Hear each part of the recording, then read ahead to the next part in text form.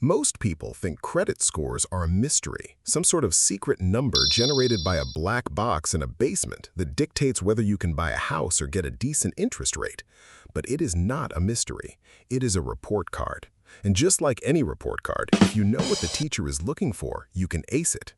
The reality is that your credit score is simply a measurement of your reliability. Banks are in the business of lending money, which means they're in the business of managing risk. Every time you use a credit card or pay a loan, you are telling the bank one of two things. Either you are a safe bet or you are a liability. Today, I'm going to show you how to move from being a financial unknown to being a golden asset in the eyes of every major lender in the country.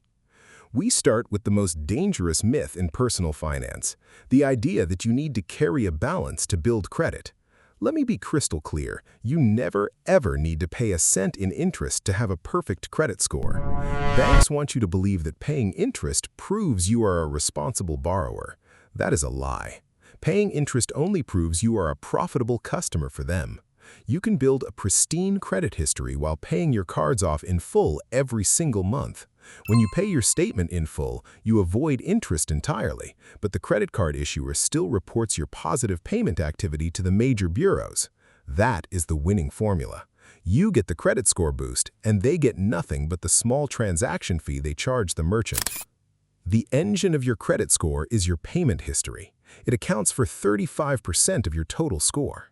Think of this as your track record. If you've been reliable for 3 years, that's good. If you've been reliable for 10 years, that's legendary. A single missed payment is a massive stain on that record. It's like having a perfectly clean white shirt and then spilling red wine right on the front. That stain can linger on your credit report for 7 years. The fix here is brutal in its simplicity. Automate everything. If you're the type of person who forgets due dates, you are setting yourself up for failure. Set up an autopay for the full statement balance the moment you open a new account. Do not rely on your memory. Do not rely on your calendar. Let the bank systems talk to each other so your payments are never, ever late. Now, let's talk about the second biggest factor, credit utilization. This is the percentage of your total available credit that you're actually using. If you have a credit limit of $10,000 and you have a balance of $9,000, you are utilizing 90% of your credit. To a bank, that looks like desperation. It looks like someone who is living on the edge of a cliff. The magic number you want to stay under is 30%, but if you want to be in the top tier of credit scores, you should aim for 10% or less. Here's the insider trick that almost nobody tells you. The statement closing date is not the same as the payment due date. If you pay your balance after the statement closing date, the bank has already reported that balance to the credit bureaus. If that balance is high, your score will drop even if you pay it off in full 3 days later. To truly hack your score, look at your statement closing date and pay your balance a few days before that. By the time the bank reports your activity to the bureaus, your balance will look nearly zero.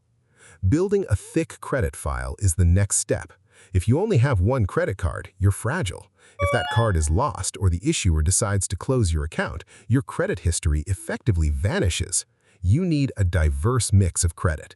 This doesn't mean going out and getting into debt you don't need, but it does mean having a few different types of accounts over time.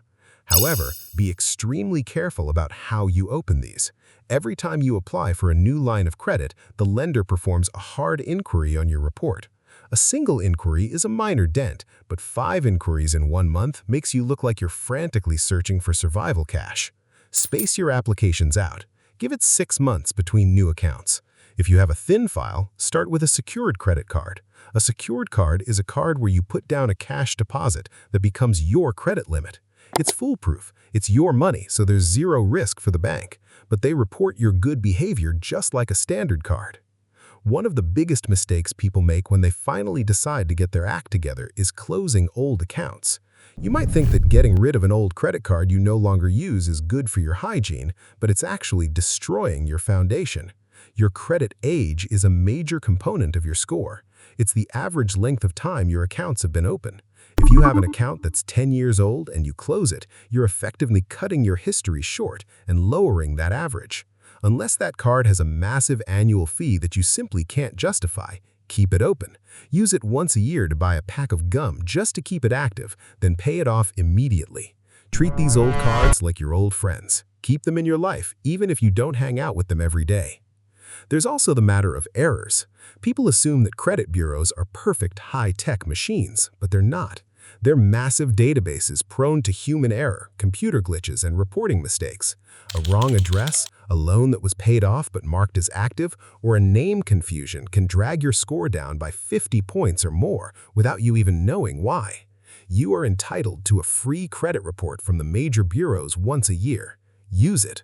Look at every single line item. If you see something that doesn't belong to you, dispute it immediately. You don't need to pay a lawyer to do this. There are standard, free dispute processes provided by the bureaus themselves. Be methodical, be clear, and be persistent. Correcting a false negative on your report can sometimes be the single most effective way to jumpstart your score overnight. I've seen people lose their minds over tiny fluctuations in their score. They see it dip by 5 points and they start panicking, changing their entire strategy. Stop. A credit score is a long-term metric. It's not a stock price that you need to check every single morning. Your score is going to move based on your statement cycles, your usage, and even the simple passage of time. Focus